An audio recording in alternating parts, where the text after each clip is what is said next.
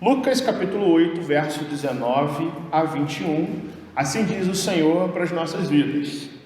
Vieram ter com ele sua mãe e seus irmãos, e não podiam aproximar-se por causa da concorrência de povo. E lhe comunicaram: tua mãe e teus irmãos estão lá fora e querem ver-te. Ele, porém, lhes respondeu: minha mãe e meus irmãos são aqueles que ouvem a palavra de Deus e a praticam. Repita comigo o verso 21. Ele, porém, lhes respondeu: minha mãe e meus irmãos são aqueles que ouvem a palavra de Deus e a praticam. Vamos orar mais uma vez? Ó Deus, nós queremos, Senhor, te agradecer por tudo que realizamos até aqui, Senhor, cultuando ao Teu nome, sabendo que onde o Senhor está, há abundância de alegria, porque a Tua presença nos abençoa.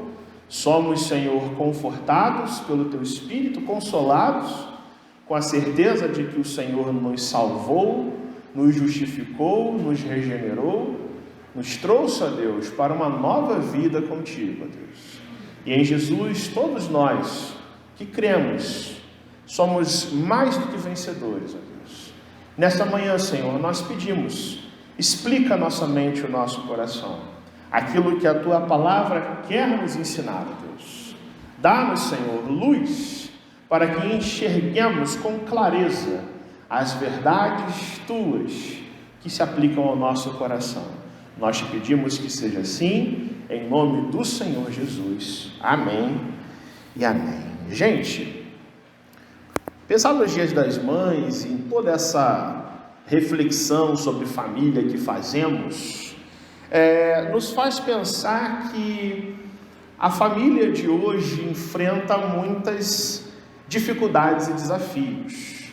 Talvez nunca houve um tempo na história do mundo em que a chamada família tradicional fosse algo tão combatido e atacado, questionado ao ponto de ser praticamente incutido na mente das pessoas, que cada um pode viver a sua família do seu jeito, segundo suas regras, seus princípios, ou usando a expressão popular, fazer aquilo que dá na telha.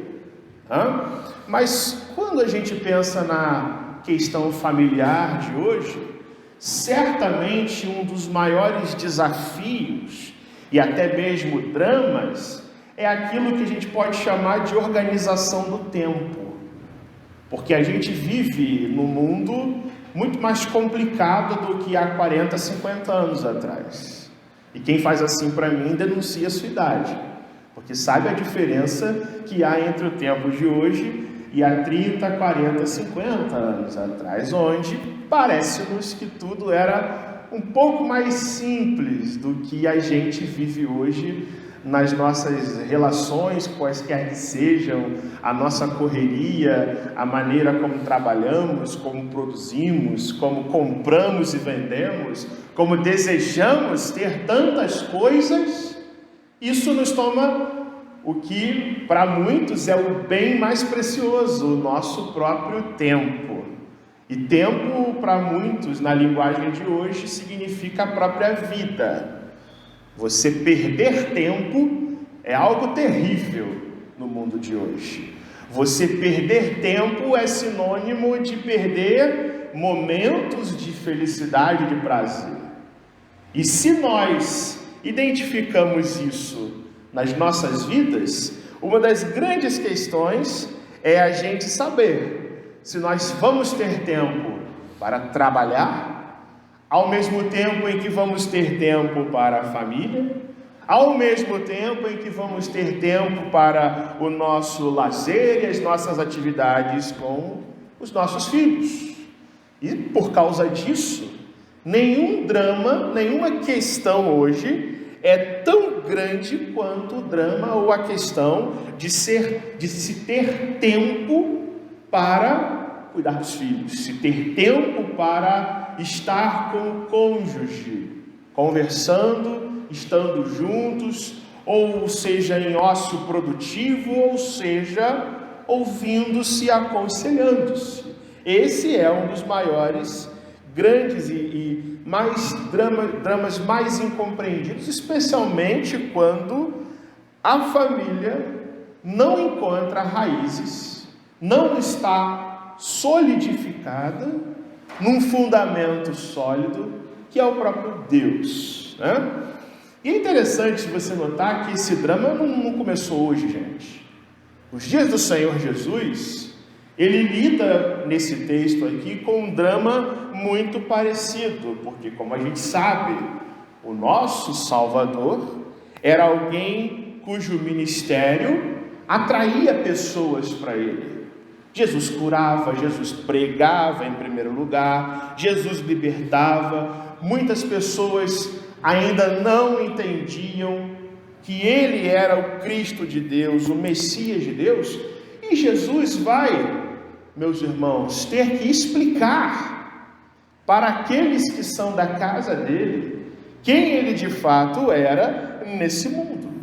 Nesta altura do campeonato, onde Jesus já fazia o seu ministério, sua mãe e seus irmãos, por mais próximos que convivessem do Senhor, ainda tinham dificuldades de compreender a sua missão. E esse texto bota a gente para enxergar um cenário muito interessante. Jesus entra numa casa para fazer aquilo que ele mais fazia: ensinar, pregar, libertar e curar. E Jesus era tão atraente, mas tão atraente com o seu ensino e com o seu ministério, que as pessoas enchem a casa procurando a Jesus. E isso traz preocupações na sua própria família. Se Jesus está tão aglomerado com gente, alguma coisa errada está acontecendo. Vamos lá buscar Jesus à força. Se você ler Marcos capítulo 3, verso 21, vai dizer o texto que Maria e os irmãos de Jesus foram encontrar Jesus para trazê-lo à força, achando que Jesus estava fora de si. É isso que diz o texto de Marcos. Os seus parentes chegam, e aí chegam para uma pessoa e dizem assim: ó, vai lá, chama Jesus, a gente quer pegar ele embora.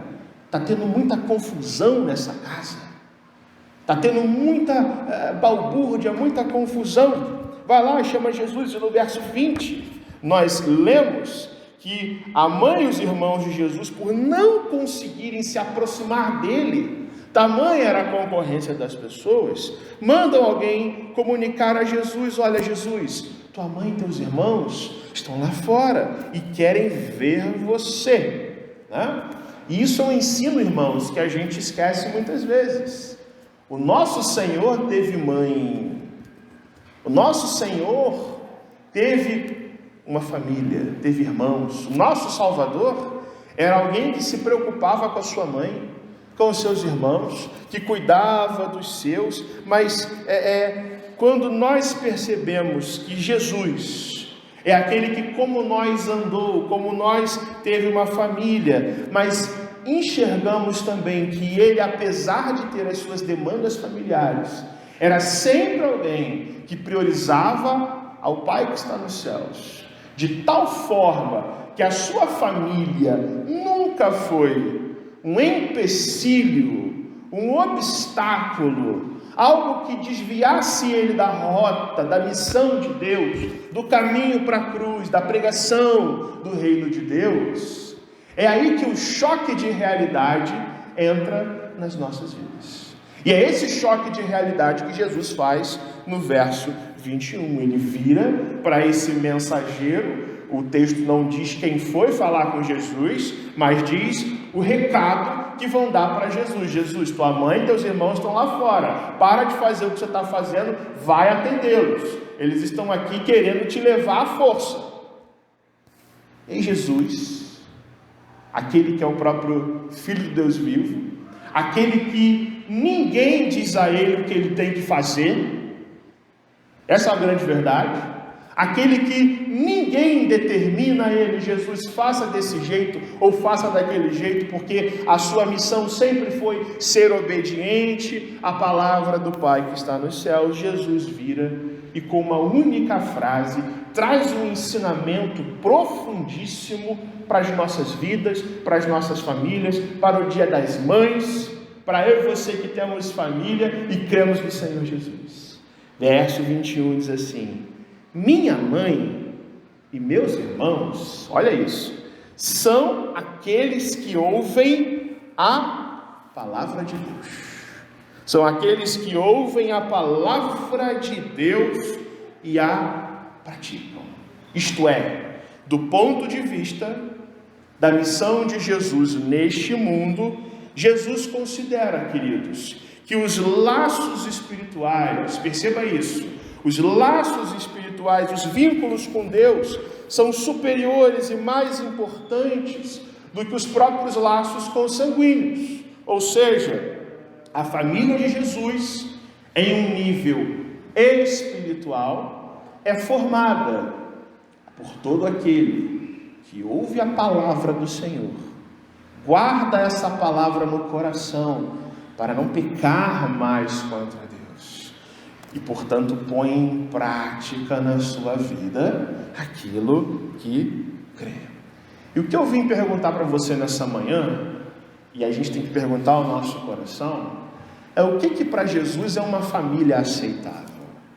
O que para Jesus é padrão de vida que Ele quer construir nas nossas vidas? Ou melhor dizendo, como a nossa família pode ser edificada no Senhor Jesus? Nesse mês de maio nós vemos muitos slogans e muitas campanhas, por exemplo, a família no altar de Deus. Eu diria para você que isso me preocupa um pouco, porque a família ela está perante o altar e não ocupando o altar de Deus. A minha pergunta é se a nossa família está debaixo dos pés do Senhor, ou ela está no altar de Deus para tomar o lugar de Deus nas nossas vidas. O que é uma família, portanto, segundo a visão daquele que é o Verbo de Deus, o Deus encarnado?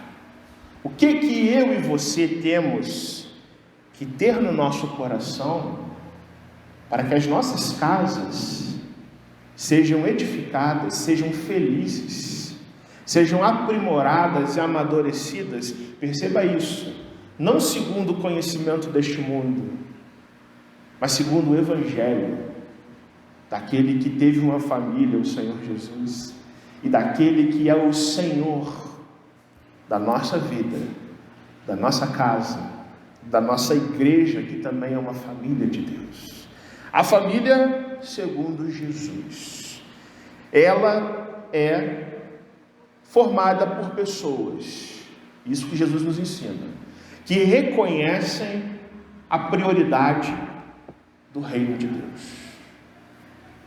Deixa eu dizer uma coisa para você, nós podemos ter uma família muito boa, nós podemos amar os nossos pais, podemos ter cuidado e amor pelos nossos filhos, ser bons maridos, sermos honestos, pagarmos os nossos impostos, que são muitos, pagar a conta de luz, que teve um aumento absurdo nesses últimos meses. Podemos ser pessoas boas nas nossas relações, mas se o reino do Senhor Jesus não for a prioridade, não for o que ocupa o nosso coração de tal forma que Jesus se torna o centro dos nossos lares, nós podemos viver uma família segundo os nossos padrões, mas não segundo os padrões do Senhor Jesus.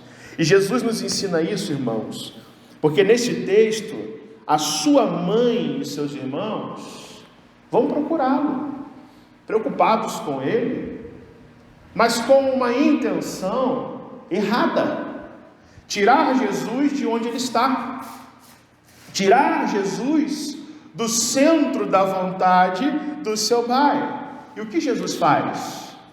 Não para de fazer o que está fazendo, não para a pregação, para ver as percepções erradas. Jesus, que conhece aqueles que são da sua casa, entende e dá essa advertência do verso 21, porque para ele, isso tem que ser para nós, pregar o reino de Deus está acima de tudo. Trazer as nossas famílias para dentro disso é muito mais relevante do que qualquer outro desejo que você queira ter. Se nós queremos que a nossa família seja uma família segundo o Senhor Jesus, nós temos que fazer aquilo que Jesus nos ensinou: buscar em primeiro o reino de Deus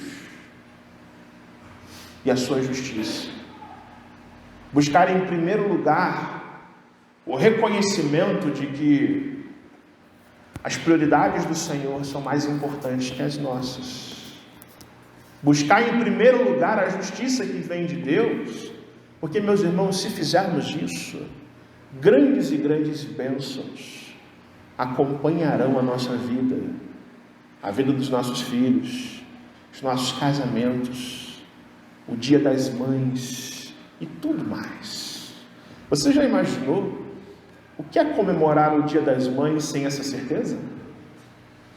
O Dia das Mães sem essa certeza é uma data como outra qualquer. Por mais que a sua mãe seja preciosíssima, e eu creio que ela seja, mas se você fizer isso sem Jesus no seu coração, ou esquecendo-se da prioridade que Jesus tem que assumir em você, então quero dizer que não há Dia das Mães possível que você possa comemorar.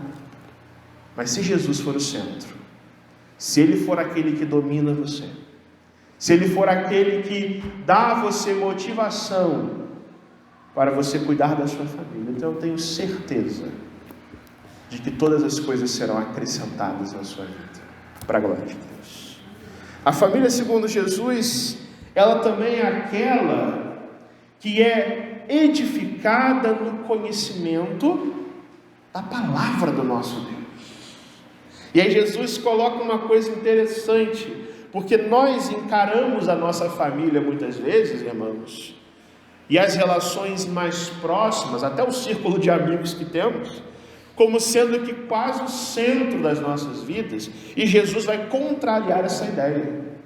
Jesus vai dizer assim: a minha mãe e meus irmãos são aqueles que escutam, que ouvem, que se abrem para a palavra que vem de Deus. E para Jesus, portanto, o comprometimento com Ele, com a palavra dEle, com os ensinos dEle, com os mandamentos dEle, com tudo que Ele diz que nós temos que ser e fazer, é mais importante do que os próprios laços familiares. Eu acho muito interessante esse jeito de Jesus, porque às vezes a concepção que nós temos de Jesus é alguém meigo, carente, que não quer ofender ninguém, que não quer magoar ninguém, que fica medindo palavras, e Jesus vira para a sua própria família, ele não fica assim: se eu falar isso que eu falei, será que a minha mãe vai ficar chateada? Será que eu não posso parar um pouquinho aqui de fazer a obra do Senhor para ir falar com ela?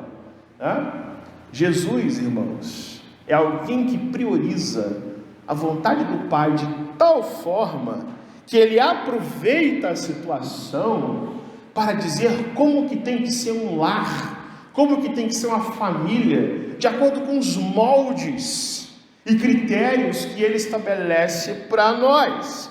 A família de um crente, portanto, precisa ser edificada no conhecimento que vem da palavra de Deus.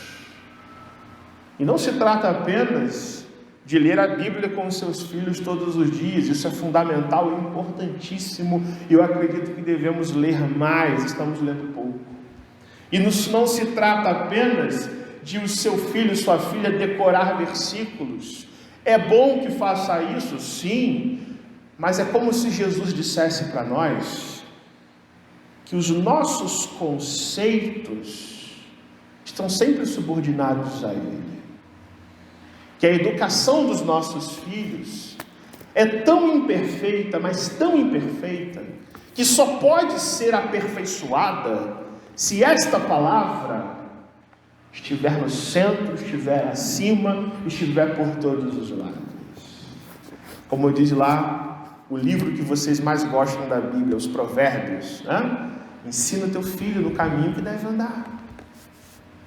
Esse é um compromisso, meus irmãos, que nós não deveríamos tratar apenas como uma regra abstrata, como um lema, como uma frase bonita de efeito, eu educo os meus filhos no caminho do Senhor, mas isso, meus irmãos, é como se Jesus nos dissesse: o que temos dado para o Senhor nessa área é muito insuficiente, e somente se a palavra dele for entendida, absorvida, colocada no coração de tal forma, é que nós vamos, no nosso dia a dia, ser boas mães e bons pais, ser bons filhos e boas filhas, ser uma família segundo o Senhor Jesus.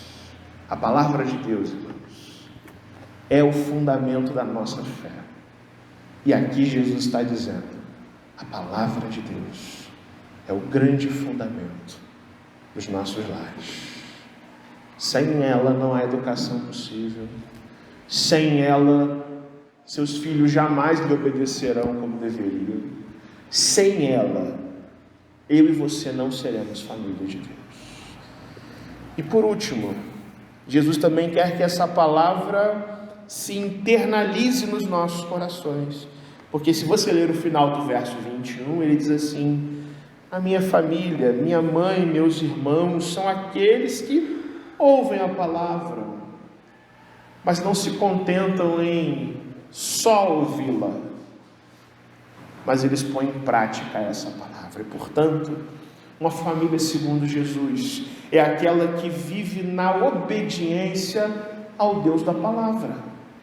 A família segundo Jesus, ela é edificada pelo conhecimento que vem da palavra, mas ela também vive buscando ao Deus da palavra, e não só a palavra de Deus, de tal forma que haja santidade nos nossos lares, que haja compromisso com o Senhor acima de tudo, de tal forma que Jesus seja, portanto, o centro. Meus irmãos, não basta apenas conhecer de ouvir, mas Jesus quer que nós pratiquemos.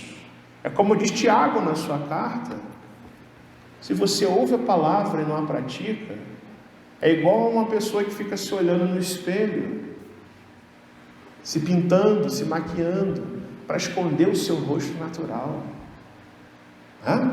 Mas aquele que é um operoso praticante, não apenas um ouvinte, esse se torna feliz em tudo o que realiza, meus irmãos. E aí, meus irmãos, esse é o ponto da palavra em que os nossos pecados ficam expostos. Esse é o ponto da palavra que nos mostra a nossa insuficiência de viver tudo isso com perfeição diante de Deus. Porque eu tenho certeza que na tentativa de sermos obedientes, nós temos falhado. Na tentativa de construir os nossos lares, às vezes nós mesmos somos as maiores pedras de tropeço.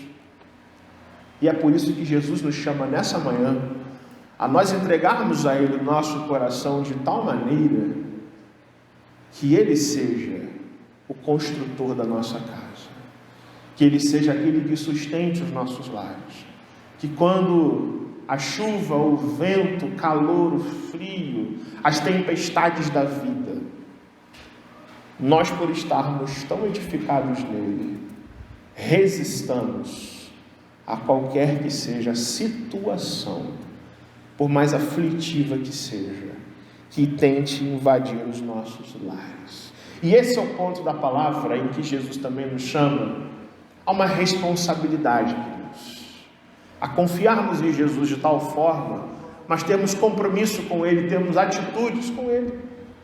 O Salmo 127, que é um salmo que fala sobre família, diz no seu verso 1 que se o Senhor não edificar a casa, em vão trabalham aqueles que a edificam. Isso é uma grande verdade. Se o Senhor não edificar a casa, se Ele não for o centro, em vão você trabalhará. Mas perceba uma coisa: aqueles que edificam a casa, trabalham. Já pensou nesse lado? Se o Senhor não edificar a minha casa, eu vou trabalhar em vão. Mas aquele que trabalha para edificar a sua casa no Senhor, trabalha, confiante de que no fim das contas quem faz tudo é Deus. Mas por crer que quem no fim das contas faz todas as coisas é o Senhor, eu, portanto, no que me couber, no que me competir, me esforçarei em resposta à graça que vem de Deus, para que o meu casamento seja melhor, para que os meus filhos cresçam no conhecimento de Deus, para que o Dia das Mães não seja como a Páscoa de muitas pessoas, como o Natal de muitas pessoas, apenas uma data comemorativa, mas seja um momento de buscar ao Senhor, aquele que edifica os nossos lares. Meus irmãos, esse é um grande desafio para os nossos corações nessa manhã. E Deus nos chama, portanto, a nós obedecermos a sua palavra, não apenas de boca, não apenas como conhecedores, mas em tudo quanto fizermos, diante das lutas, provações e tentações que se levantam espiritualmente contra nós, nós tenhamos a palavra do Senhor tão internalizada em nós, que a gente consegue combater o inimigo, combater os nossos pecados, lidar uns com os outros, perdoarmos uns aos outros como Deus em Cristo nos perdoou, e amar uns aos outros, começando na nossa casa, como Cristo também amou a sua igreja e se entregou por ela. Nessa manhã, meus irmãos, Jesus, o Senhor dessa palavra, o Senhor das nossas famílias, o Senhor do Dia das Mães, nos chama a tomarmos essa consciência de que somente com a palavra dele as nossas casas são edificadas. Eu digo, portanto, que não existe, irmãos, psicologia que realize isso. Não existe autoajuda que realize isso.